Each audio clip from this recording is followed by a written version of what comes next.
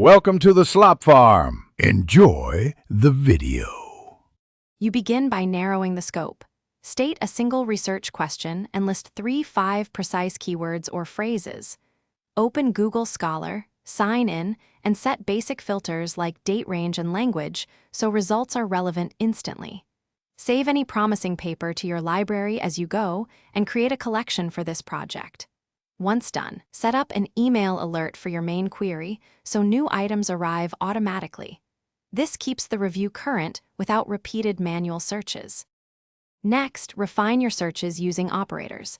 Put phrases in quotes, use minus to exclude terms or to expand an author to find specific researchers.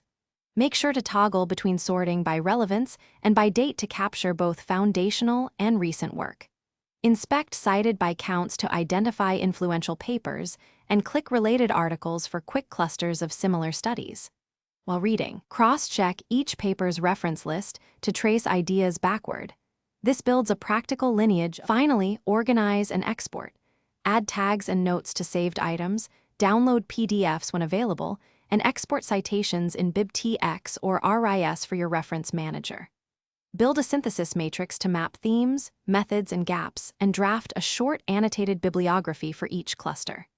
If you hit a dead end, troubleshoot by broadening keywords, clearing filters, or trying synonyms and alternative spellings. If results still seem sparse, make sure your institution's access settings aren't limiting full text availability.